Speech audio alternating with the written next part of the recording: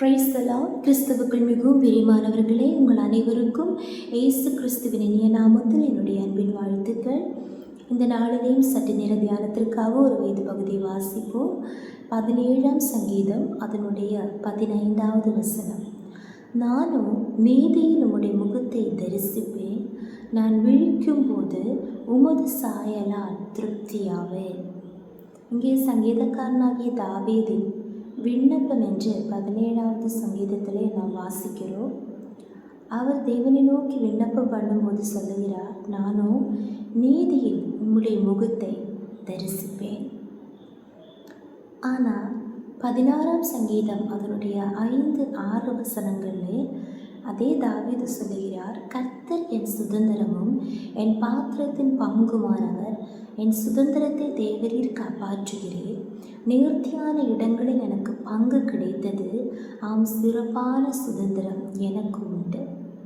அப்போது தாவீதினுடைய வாழ்க்கையிலே அவர் தன்னுடைய தேவனாகிய கர்த்தரே தன்னுடைய சுதந்திரமும் தன்னுடைய பாத்திரத்தின் பங்குமானவர் என்று அறிக்கையிடுகிறார்.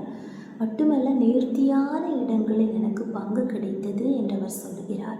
இந்த நேர்த்தியான இடம் என்று சொல்லும்போது தேவன் தம்மிடத்தில் அன்பு கூறுகிறவர்களுக்கு ஆயத்தம் பண்ணி இருக்கிற அந்த பரலோக ராஜ்யம், ஹல்லேலூயா, அந்த பரத்திற்குரியவைகள், இம்மைக்குரியவைகள் அல்ல. ஆமென். நாம் காணுகிறதல்ல, காணப்படாதவைகள், நித்தியமானவைகள்.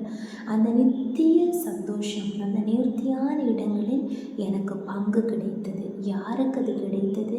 கர்த்தரே அவருடைய பங்காக இருக்கும்போது அவர் சொல்லுகிறார், நிச்சயமாக எனக்கு நேர்த்தியான இடங்களிலே பங்கு கிடைத்திருக்கிறது.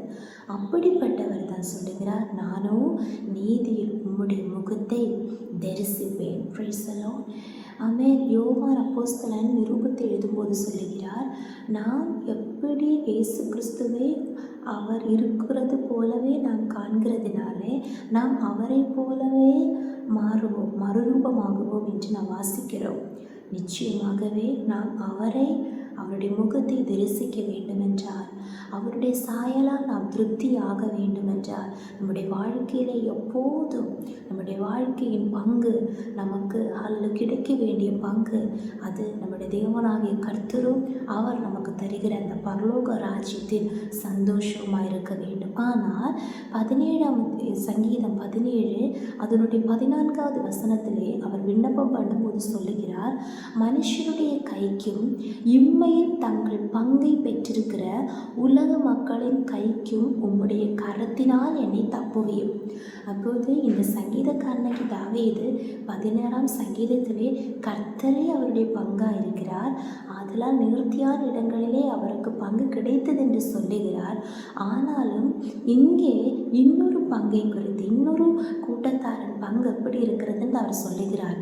மனுஷருடைய கைக்கு மட்டுமல்ல, இம்மையில் தங்கள் பங்கை பெற்றிருக்கிற உலக மக்களின் கைக்கு, இம்மையில் என்று சொல்லும்போது இந்த உலகத்திலே காண்கின்ற, இந்த உலகத்திலே அழிந்து போகிற இந்த உலகத்திலே, மாயான இந்த உலகத்திலே தான் என்னுடைய பங்கு என்று நம்மை இம்மையில் தங்கள் பங்கை பெற்றிருக்கிற உலக மக்களின் கைக்கும் உம்முடைய கரத்தினால் என்னை தப்புவும் என்று தாவீது தேவனோடு விண்ணப்பம் பண்ணுகிறார்.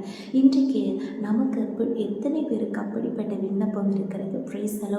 நாமும் உலக மக்களோடு கூட சேர்ந்து இம்மையில் பங்கை பெற்றிருக்கிறோம் என்று சந்தோஷத்தோடு தேவனை ஆராதிக்கிறவர்களாக அல்ல. ஹல்லேலூயா. இந்த இம்மையிலே நாம் வாழும்போது, இந்த அழிந்து போகிற உலகத்திலே நாம் வாழும்போது கூட நம்முடைய பங்கு அது நம்மை படைத்த, நம்மை சிருஷ்டித்த, நமக்கு ஜீவன் தந்த, நம்ம இதுவரைக்கும் நடத்துகிற தேவன் தான் நம்முடைய பாத்திரத்தின் பங்காக இருக்க வேண்டும்.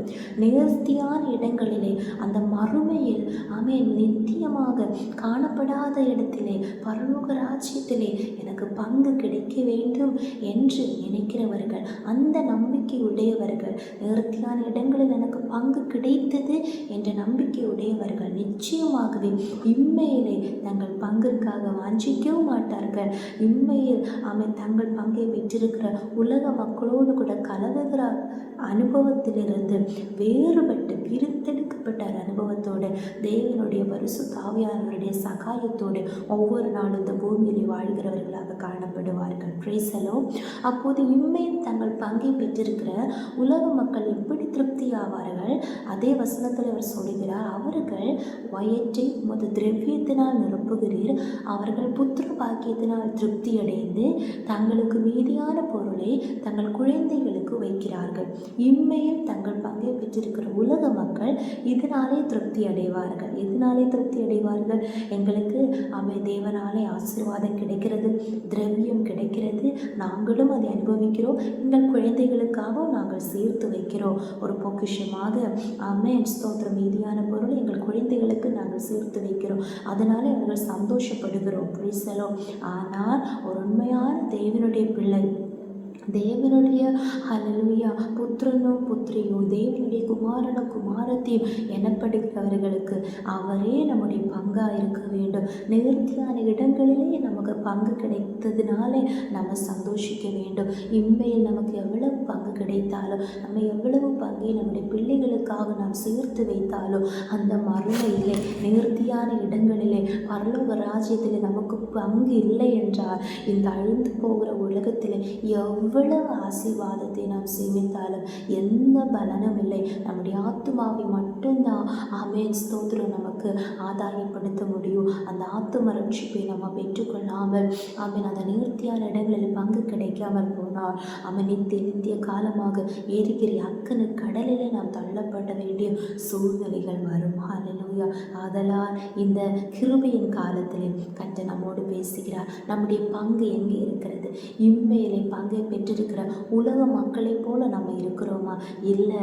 இந்த உலகத்தில் வாழும்போது கூட அவரே என் பங்கு என்று சொல்லி அவருக்காக நம்முடைய வாழ்க்கையை ஒப்பு கொடுத்து நேர்த்தியான இடங்களில் எனக்கு பங்கு கிடைத்திருக்கிறது, நான் அவருக்காக வாழ்கிறேன், அவருடைய சித்தத்தை செய்கிறேன், அவருடைய கட்டளைகளுக்கு கீழ்ப்படுகிறேன், நிச்சயமாகவே எனக்கு நேர்த்தியான இடத்துல பங்கு உண்டு, அங்கே எனக்கு ஒரு வாசஸ்தலம் உண்டு, அங்கே எனக்காக அவர் வீட்டை கட்டி கொண்டிருக்கிறார். அந்த நம்பிக்கை எத்தனை பேருக்கு இருக்கிறது? Praise the Lord. நிச்சயமாகவே அப்படிப்பட்டவர்களுக்கு தான் நம் வாசித்த வசனத்தை சொல்ல முடியும். 17 சங்கீதம் 15வது வசனம், நானும் நீதியில் உம்முடைய முகத்தை தரிசிப்பேன், நான் விழிக்கும் போது உமது சாயலால் திருப்தியாவன். இந்த உலகத்தில் நம்ம எவ்வளவு ஆசீர்வாதங்களை பெற்று திருப்தி அடைந்தாலும் எந்த பலனும் இல்லை.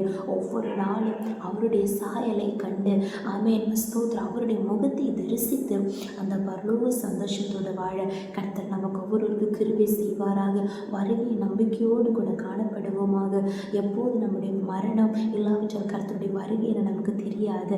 எப்போது நம்முடைய மரணமானாலும் அவருடைய வருகையானாலும் அந்த நிமிடமே அவருடைய முகத்தை தரிசிக்கணும், அவருடைய சாயலால் நான் திருப்தியாக வேண்டும் என்ற எண்ணத்தோடு கூட அவரே நம்முடைய பங்காக நேர்த்தியான இடங்களில் பங்கு கிடைத்தவர்களாக காணப்படுவோமாக.